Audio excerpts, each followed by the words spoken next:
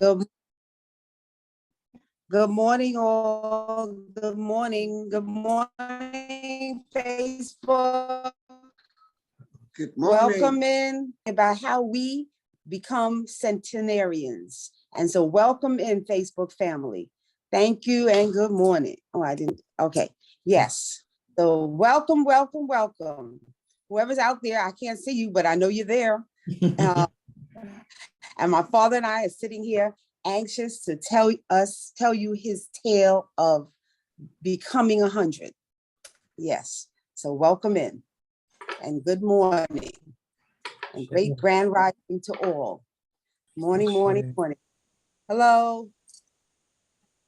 Mama Betty, I know you there. Welcome. Good morning. Yes. And welcome in. How to become a centenarian. Yes. Good morning. Good morning. Good morning. Here we go. Yes.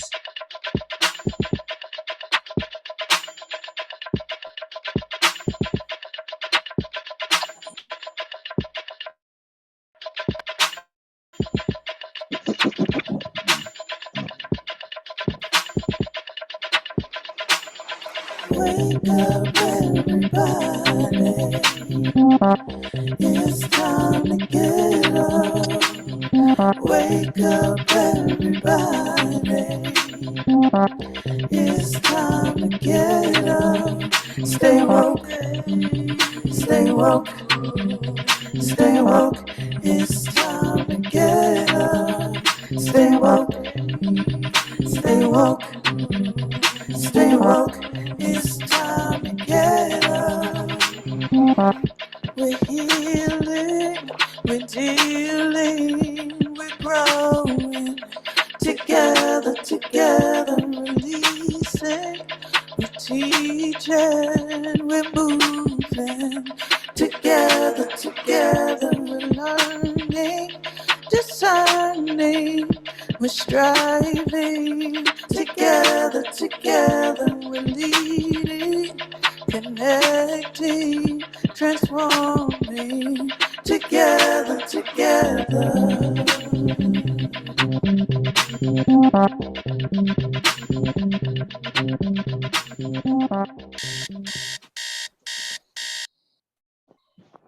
Good morning, good morning, good morning, Facebook family. Good morning, our Woo family. I'm here with my dad. His name is George Theophilus Kirton, and I'm here to tell you his story of how to become a centenarian. So if you really want to know what a centenarian is, listen to my dad because he's almost there. So say good morning, Daddy. Good morning. Yes. So I'm going to begin to read his story and add in slides as I go along. And I hope you enjoy the tale and you write down questions that you have for him when I finish telling his story. So I'm going to begin. Okay. And Shawnee's calling him Papa George. And I like that. I like that name, Papa George. Okay. So my father was born in Nassau, Bahamas on January 14th, 1923. He was conceived in Cuba in the town of Boricua, where his elder brother Eugene was born in 1918. His parents, having worked on the Panama Canal until its completion, went first to Cuba and then on to Nassau, settling in Rainbow Village, where his younger brother John was also born in 1925. When their family home and business burnt down, his parents returned to the island of their birth, Barbados. So we see that migratory groups happened all throughout the last 200 years. People were moving from one place to the other because they wanted to, not because they were forced to. But they went because they were looking for work. And that's where my grandparents fit into this story. And so when my father was 14, he went back to Barbados. So by the time he was 18, his father said he wasn't going to send him to college, which he would have gone to when he was 15. And so he told his father he wanted a trade.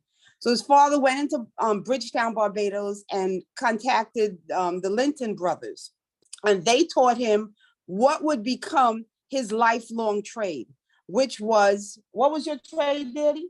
Auto, body, and fender repair. Auto, body, and fender repair. And this is what took him to later on to Trinidad. So the first slide that I'm going to show you is my father, and he's in Trinidad, and he gets to Trinidad around the year 1943, because this is when the World War II started. And Trinidad had an army base. And so people were leaving all of the Caribbean islands and going to Trinidad to find work. And his trade set him up for work on an army base. And so he worked in Trinidad and met my mother. And that's where they got married. My mother was 15 and my father was 19. And so I want to show you the first picture. And that's them. It's pulled out from, so there's a 15-year-old girl and his 19 and my 19-year-old father. My mother and my father, they get married, and they got married in around 1944. They get married in 1944.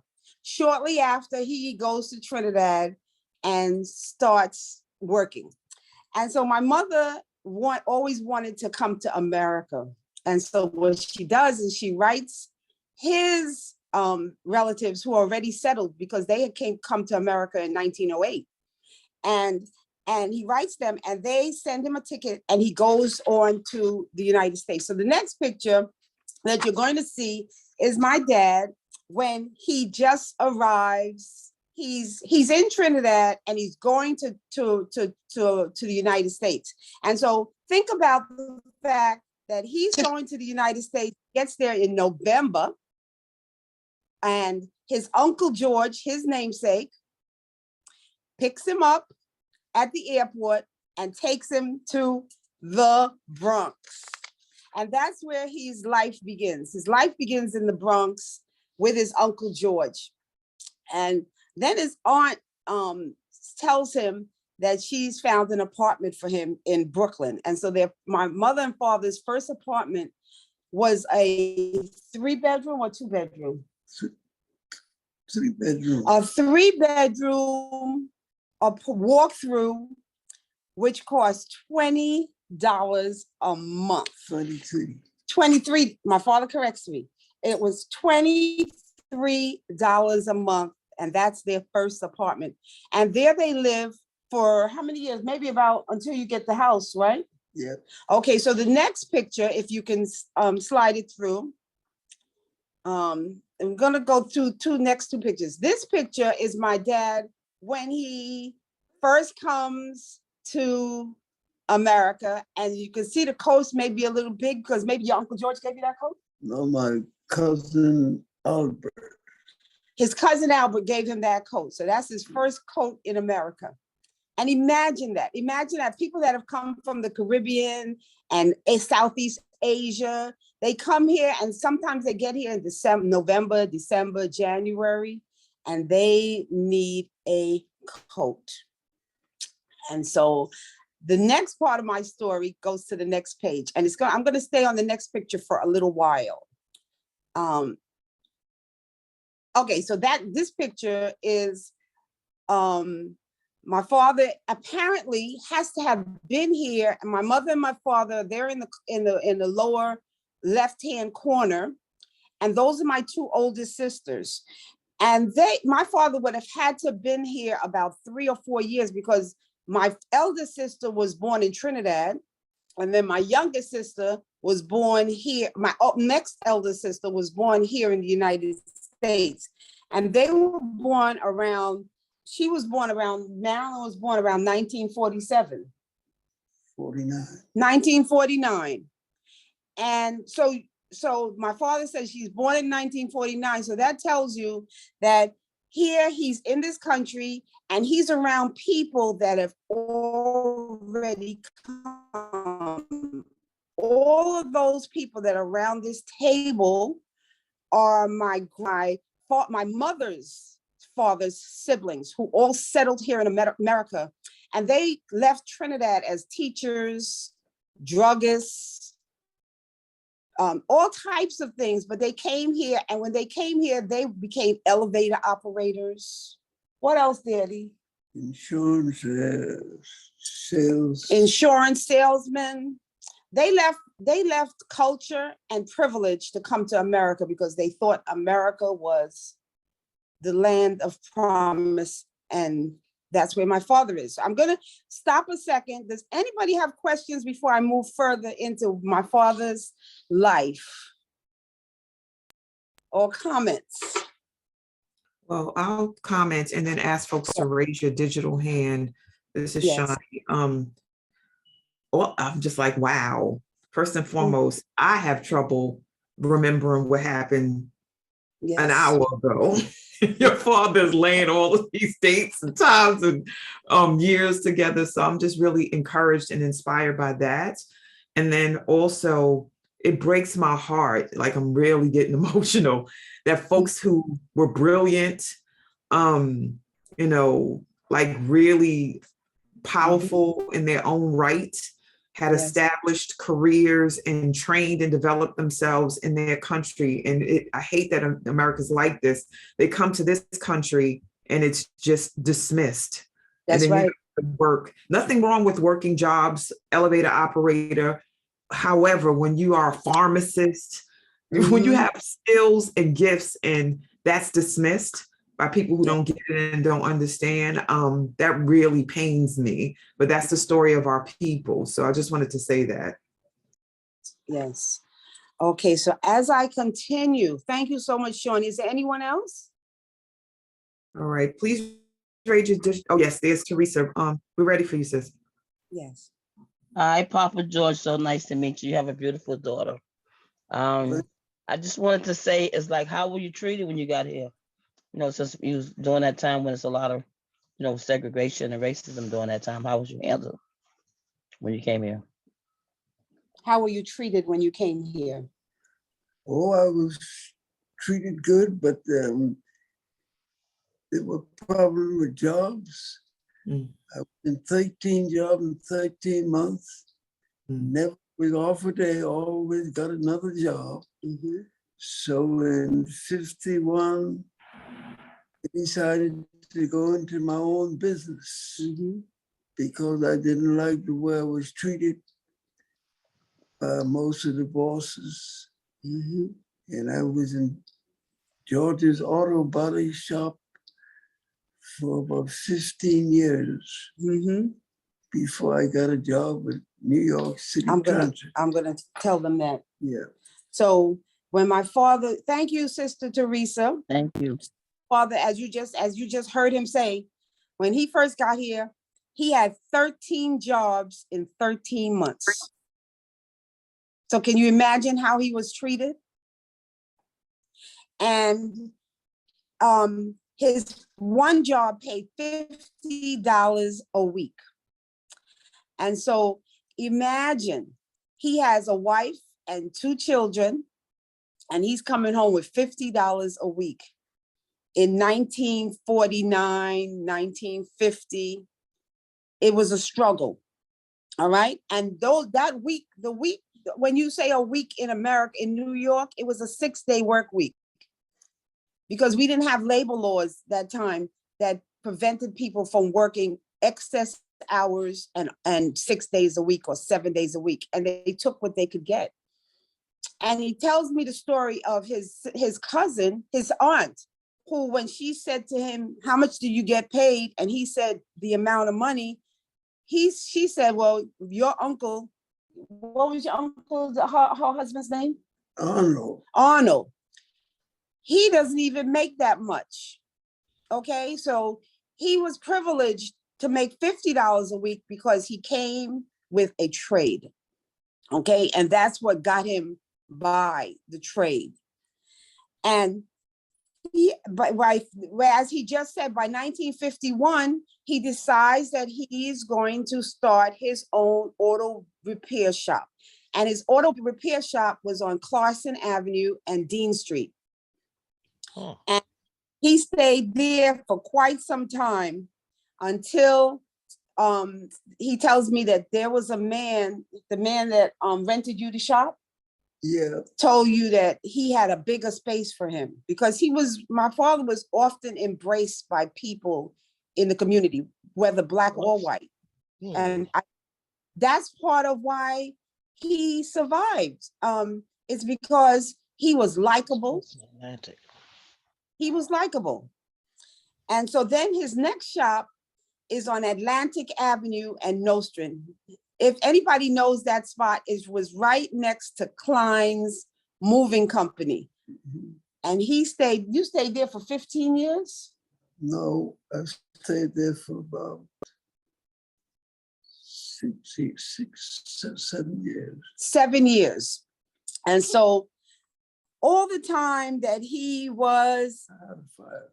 You had a fire at Atlantic Avenue? Yeah. He had a fire at Atlantic Avenue. But you know what?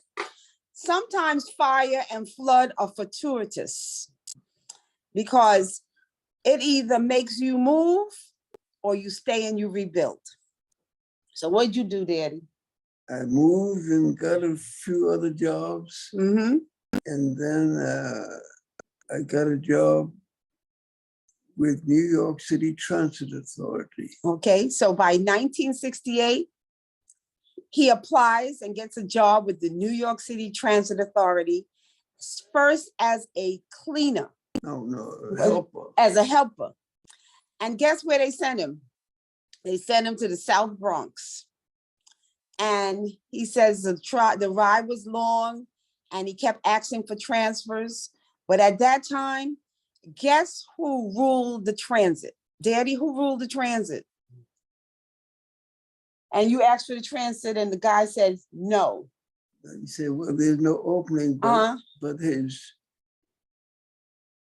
timekeeper said to him, stop bullshitting the guy. There is an opening in Brooklyn. And that opening was close to where I live. And the guy that told you no was an Irish guy, or he was Irish or Italian? He was a Caucasian. He was a Caucasian. So they controlled the transit back in those days. At that time. But he was lucky enough to get a job in East New York, a couple blocks from our house. And by that time, my father had 8 children. My father and mother, they had 8 children. And he gave up being self-employed. But you know what he also told me? He says, you know what? Even when I was working for the transit, I was doing auto body repair on the side because he knew that he needed to have an extra income. And guys, do you know what the salary was in 1968 at the transit? Can anybody guess the salary that he started, his starting salary at the transit? Do I have any hands? 9,000 a year? I don't think it was 9,000 a year, was it? Daddy, was it around 9,000 a year? It was $3.42 an hour. Yeah. That was the transit. He sure did work, Gina. He worked hard to provide for us, 8 children. Yep. The transit salary, his starting salary was $3.42. And at that time, you could work overtime and bring in a little bit more money. And so that's where, and so by the time my father retires, he retires at the age of 65. So guys, do the math. He retired over 35 years ago, and he retired making $17 an hour with lots and lots of overtime, which meant that he came home with a lot of money every week because they paid. And here's another thing about the transit that I learned from my father. He said that when you got paid at the transit, they would bring a money truck in and cash your check right there and give you cash. What did you say, Adam? Could you come on and tell us, please? Oh, I was gonna guess that he was working around $4 an hour. That's right. That's right, about $4 an hour. But look at how far he came from making $50 a week, a 6-day week, to $4 an hour. And $50 a week was like less than $1 an hour. So you know what? We as a group of people have really moved forward, and it's because we were persistent. And I like to look at the next couple of pictures so that I can talk about them before I go any further. Sure. Hold on one sec. And there's some mathematicians out there that can do the numbers on making that amount of money per hour and 5 days a week. I guess a 40-hour work week. Somebody do the math and let us know how much he made annually approximately. Hold on one sec. Why is this not working? All right. And after I go through the pictures, we're going to talk about what helped him to have this longevity. Yeah. So now this picture here is my father, our father, because he was a parent of 8, working in his shop. And the guy that's standing next to him, he told me is from Panama. He came from Panama. And his name was what, Daddy? I forgot his name, but we call him Panama. They called him Panama. Okay. And this is when my father was self-employed and he had a helper. And then the next picture next to him is this is about in the 60s that this picture is taken. Okay, so you are, Daddy, you must be about 45, 50 at that time. 45. And then can you go to the next picture? Thank you. So guys, if you look at my father in this picture, he has on a sweater and then he has on a dashiki. So it's easy for us all to talk about the culture and the time that he is in this picture. And it's interesting to look at because he's wearing a dashiki, so we know that it's going to the early 70s. Okay. Next picture, because he's no longer wearing a suit and a tie all the time. I have a question, actually. Yeah. This is Shani again. So what did this mean to you, Papa George, like wearing this attire? Like like during those times you put this on, and what was the connection to the attire for you? When I had my body shop. Okay. But when you put on that dashiki, why did you put on that dashiki?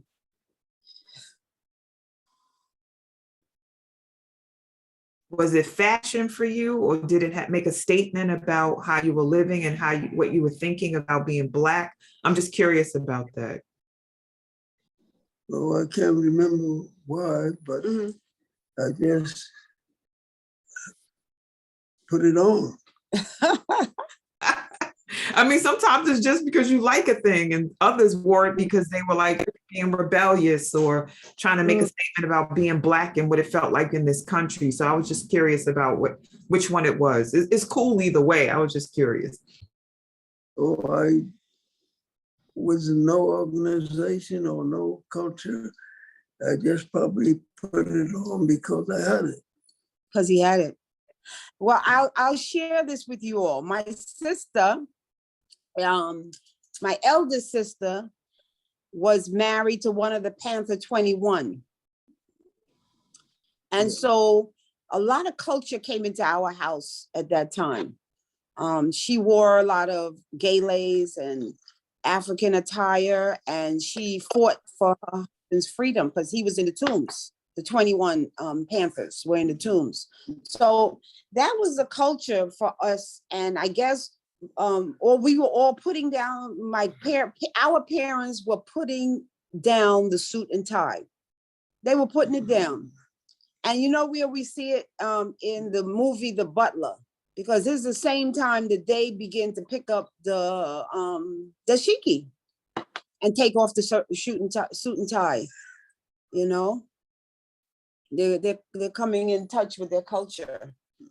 The next picture, please. Thank you, Shawnee. So this picture, Daddy, when did we take this picture?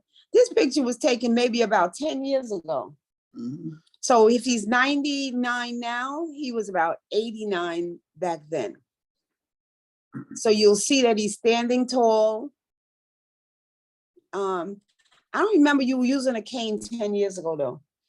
Yeah. You were? Mhm. Yeah, so he says, yes, he was using the cane.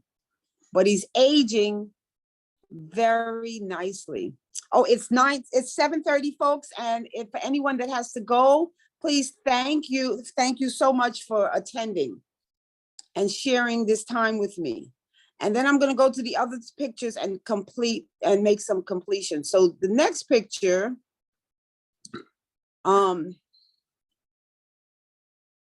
this is my father and his youngest brother. He's deceased. Can you go to the next picture, please? Because I want us to kind of move through. Okay, so this picture is pivotal to the story because my father is having a conversation with his first cousin, who is 105. He turned 100 in August of 2018.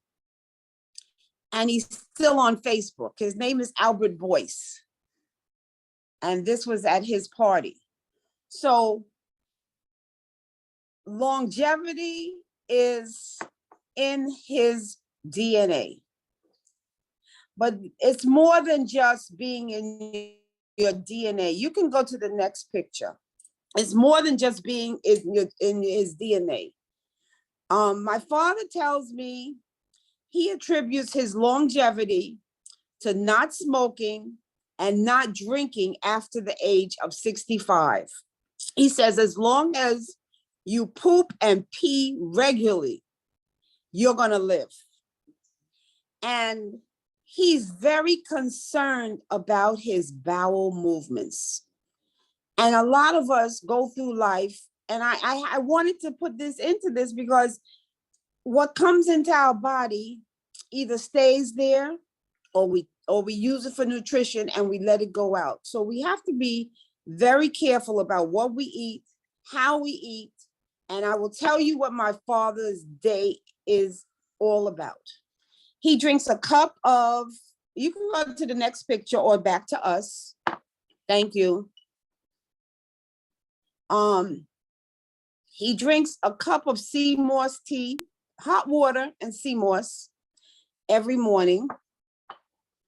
He has breakfast. He has one over easy egg, very small piece of bread and some vegetable.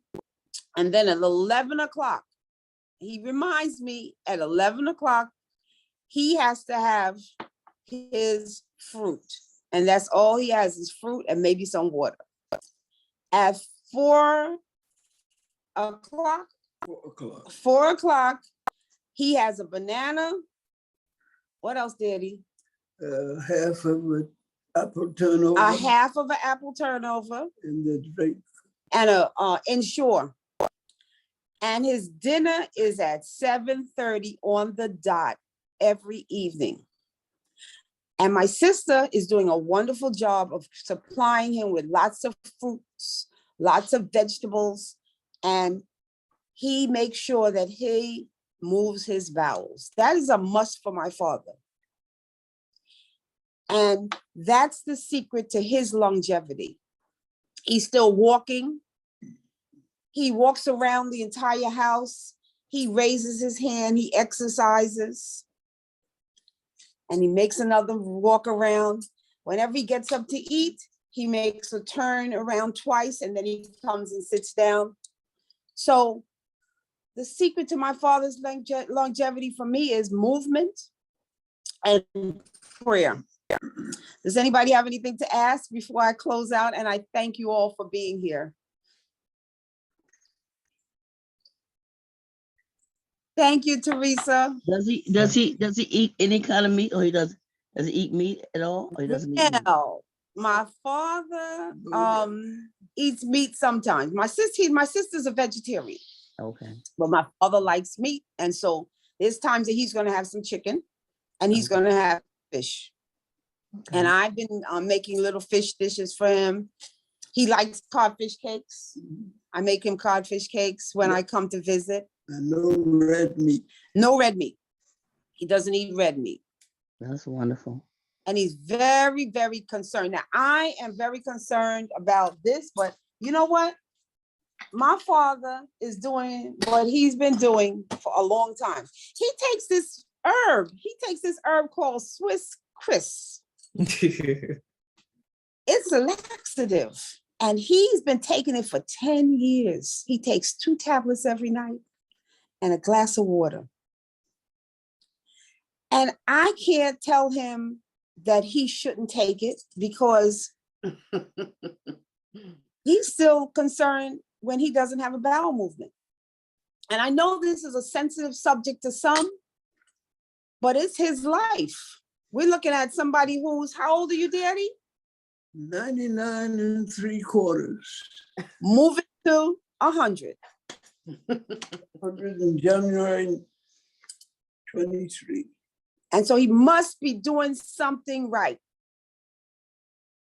That's all I have to say. And I thank you for listening and being part of this discussion. Yes, Jack. Yes, I agree. Thank you. What do you agree with, Veronica? Because not everybody knows what Jackie said. Mr. Jackie just said that he's moving all the toxins and waste right out of his body. Ashe. Yeah. Yeah. There's a question before we close out. Adam said, how many days a week does your dad, well, Papa George, we can ask you directly because you're sitting right there. How many days a week do you exercise and how many hours do you sleep per night? Very, very good questions. Oh, I do a lot of movement, walking around the house. That's most of my exercise. Mm-hmm. And I go to bed, I sleep about 6 hours, 6 to 7 hours. Awesome. All right.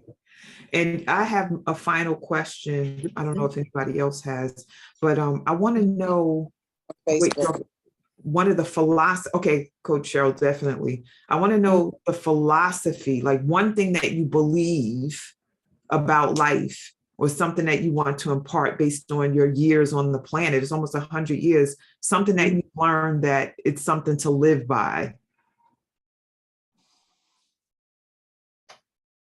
What's that? What is it you have learned from being alive on this planet that is something to live by? By prayer. I read 91st Psalm. Ashe. And evening. And God has blessed me and taken care of me. Thank you. I'm gonna get on right now. Mentioned Shawnee is that he sits in the sun. Yes. Yeah. Get the sun. He goes outside and he lets the sun just hit him. He said this sun therapy. Wherever I have pain, I let the sun hit. Yes. Love it. All right. There are 2 hands that were up. I know who were. I don't know how to put my hand up. So Who's that? I'm gonna jump in, Shawnee. Oh, sure. And Sure. questions from Facebook. Yeah. So from Facebook, you have first Sister Teresa Plaskett says, good morning, and Papa George, so adorable. And then she says, Nyasha asked, what tombs were the Panthers 21 in? You mentioned that I think it was the House of Detention in Brooklyn, the Brooklyn House of Detention. Brooklyn House of Detention. Okay, thank you. The question, I'm sure my sister might be on and she will answer it. Or one of my nephews with Lee. Yeah. Yeah. Okay, and Brother Kojo Johnson says he gives thanks and praise, and he was going to ask what he does eat or what he doesn't eat. So he was glad that you mentioned that, and that he remembered Chris and said, yeah, 100, 100, 100. Yes, sir. Did He anybody believes in answer Sister Gina's question about what vegetable he eats with his toast and bread? my, my sister has a she's on this she has a farm, 21 acres, and she has an abundance of okra. It's like okra going wild. You go outside and all you see is flowers and flowers and flowers of okra. So lately he's been eating a lot of okra and spinach.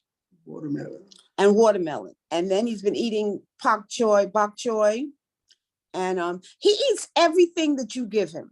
If you give him squash, he's going to eat it. He's going to eat every vegetable. And he eats watermelon. Like when I cut up the fruit, because I've been here with my sister for the last 2 weeks, helping her. And he'll eat a bowl of watermelon. His fruit time is 11 o'clock. So he's going to eat a bowl of watermelon. Or he's going to eat, yesterday I gave him a pear sliced up and he ate all this. And he keeps telling me, oh, that's too much food, but he eats it all. He ate the whole pear. And then the banana, he all has a banana every single day at 4 o'clock with the pastry, half of a piece of pastry. And the drink. And the Ensure. And it's doing him very well. I don't say that everybody should do exactly what he does, but maybe the way he does it, it works. So he has 4 meals a day. Yeah. Beautiful. We have a raised hand. Teresa, go ahead. Yes. Teresa Scott, you still want to speak? Okay, I don't know. I want to say thank you just for bringing this beautiful dad here so we could get a chance to meet him and hear his life. Appreciate y'all very much. Thank you. Thank you. All right. What's his water intake like? Or he focuses more on like the protein drinks and stuff? When my dad has breakfast in the morning, he has 1 easy over egg and some vegetables. And he doesn't have, well, he has a glass of coconut water. He has a cup full of coconut water. Wow, all keys. Thank you. Yeah. Yeah, my sister is doing an excellent job of supplying his nutrients, and I think he's doing really well with it, but my brother took care of my father for the last 10 years, and he just passed away in May. And he did a very excellent job of supplying my father's needs and making sure that he has gotten to this point. So it takes a village. It takes a village. Yeah. Righty. Beautiful, beautiful, beautiful. Thank you so much, family. We're going to wrap up. I have a question before we close. Go ahead, Coach Cheryl. Yes, Sister Cheryl. Papa George, what would you say to the Black folks of today that they need to know in today's world? Oh, I know that's right.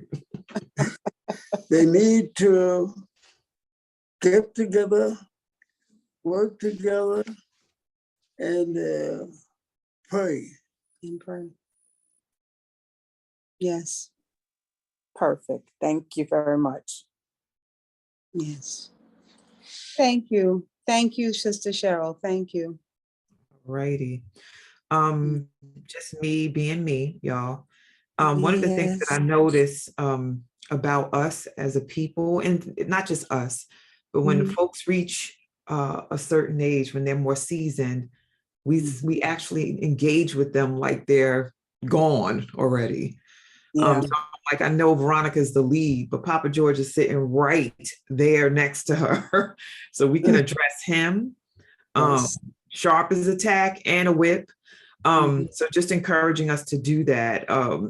We start talking louder, slower. I'm like, this man got more sense than all of us combined. So please, family, let's address our elders directly unless there's some type of cognitive something that's going on that requires us to do something different.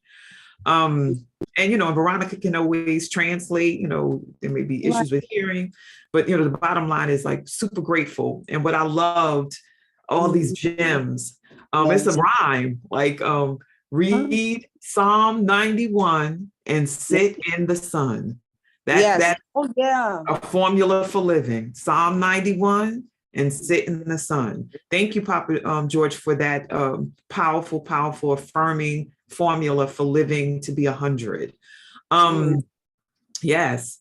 All right. So, Veronica, do you want to share your special offer? Yes. My special offer, I have something that I'm making right now, and it's going to be a surprise to the 2 people that receive it. You're going to get it in the mail, and you're just going to give me a call and ask me how to use it. So it will come in the mail. All you have to do when you win, the 2 people, just tell me your favorite color. That's it. All righty. And I'll share the email moving forward. So whoever wants to try for the prize can do that. Yeah. What Coach Cheryl just shared with me that there are 2 hands, so I apologize for that. Yes. Papa George, he might get himself a wife out of this. So let's see what happens here. Shanika and E.L. Robin. Shanika, you ready? Shanika. Sorry, Yes. good morning. Good morning. I wanted to ask if there will be a autobiography or a book. Oh, I never thought. Sorry, I joined late, but Okay. I love what you talked about his life. Thank you. Thank you for sharing your story. Thank you, Shanika. Thank you. We thank you. All right. So is there going to be a book? We inquiring minds want to know. Well, we're going to work on that. I still have a book coming out. Oh, yay. Is Papa George part of it? No, absolutely not. But I think that I'm going to speak to my family and see what we can do. All right. And Papa George, make sure they pay you your money for your participation. Don't let them use your story and gain. Robin, we are ready for you. Good morning. Good morning. Good morning, sister. Good morning. Thank you for sharing, Papa George. Hi, Papa George. Hi there. I was watching from Facebook. Yeah, no, I got trying to. No, I'm not getting on. It's all right. Go ahead, sis. Too early in the morning. But Papa George, I pay homage to you. That is what we do traditionally in Africa. Not just Africa, but in our indigenous times when we knew who we were and when we aligned with family, community, and village settings, we pay homage to our ancestors. So we say Iba, Iba Baba. And that means I pay homage to you. We pay homage to you, Father. And thank you for your story. And thank you for sharing your life with us. And thank you for sharing what longevity looks like. And I thank you also for your beautiful daughter, because she is a friend of mine and she is a light. Y'all look just alike too, but she is a light. And I appreciate that your story comes with what some would consider struggle, but I don't call it struggle. I say motivation, intensity, and tenacity to make sure that you are providing for your family, but also not just surviving, but living, thriving. Yes. And I appreciate you, Papa George, for all of that. That was a very, very good start to my day. So thank you. Thank you. Thank you. Thank you. Thank you. Love, yes. Love you. Love you. All right. So going back to the slides, I want to share the email address that will need to be used to get the 2 prizes, or for the 2 people to get the 1 prize. Sorry. All right. Here we go. So family, take it in. We're dropping it in the chat as well. So take that in. And let's move forward. So as we share every day, the 5 days that we're in this space, we have a monthly automated love offering structure. And so you see the beauty of being in this space, the stories you get to hear, the tools that you get to take in so that you can add to your life and live triple digits on this planet. Yesterday, we were talking to a mother-daughter about their journey and what mothers tell their daughters. And it's just been a beautiful 2-day experience watching this unfold. And then tomorrow, we'll be doing some work around healing. So just really grateful. So family, take that on. Veronica, you want to announce these folk? Yes. Join us on Tuesday, October 4th, 2022 for How to Actually Let Go, facilitated by Kadeem Alston Roman. And also on Wednesday, October 5th, 2022 for Pregnancy and Infants Loss, facilitated by Maradeo Adeye. Thank you. And we're looking forward to seeing and hearing their presentations on Tuesday and Wednesday. Ashe, received. Thank you. All righty. And Woo Nation, for anybody who is a new guest in this space, we invite you to come back and to support us as we continue to learn, elevate, and ascend. So if you came today to hear Sister Veronica and Papa George share his story, his journey towards Centenarian energy and vibration, if you came for the first time, come back. This community is open to receiving all that are willing to grow and evolve. Our schedule in this space, if you do not know, is from Sunday through Thursday. So we started off yesterday with a 90-minute session. Today is Monday, and we do a 30-minute session, but it ran longer because of the juice of hearing Papa George's story. So Sunday, Tuesday, Thursday, 7 to 8:30 a.m., Monday, Wednesday, 7 to 7:30. Please join us either on Facebook, and you would have to join the page if you're not there. It's Wake Up Everybody Virtual Community. And if not, jump on Zoom. It's the same link every day, family.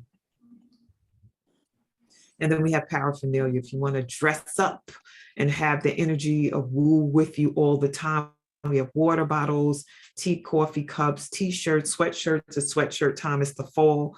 Laptop sleeves, tote bags, journals for capturing what you need to write about what you've learned here, or your goals and directives, and masks because COVID is not over. So get your swag today if you don't have any, or you can add to it if you have some. And just want to thank you all. Please register for Wake Up Weekly so that we know that you're there, and we'll send you the information you need to join. We have private and public Facebook pages. We have an Instagram account and a YouTube account. And we also have an email that you can send messages to us if you want to share testimony and information, info.wakeupseries@gmail.com. All right, so let me take this down. What we do at this time, because we love our people and we know our people love us, and this is not done enough, like a love shower, being told by multiple people that you are loved and appreciated all at one time. So we're going to engage in a love shower so that we can all give and receive, because whatever we put out, we give back. So family, unmute so we can feel the love and share the love with Veronica and Papa George. Thank you, Papa George. Thank you, Veronica. Thank you for sharing. Good morning. Thank you. Veronica and Papa George. Our Lord and advocate For your wisdom. Big up. Wonderful. Thank you for sharing, Papa George, with us. Sharing your story. Love You you. stay blessed. Thank you so much for sharing. Stay strong, stay powerful. Care of your body and Yes. I mind. love you, Veronica, as well. Being willing to share that You be blessed for many, many more years. amazing experience. Many more years, Papa Want to George. see you make 105, 106, Thank and you. more. Thank you. Both. Thank you.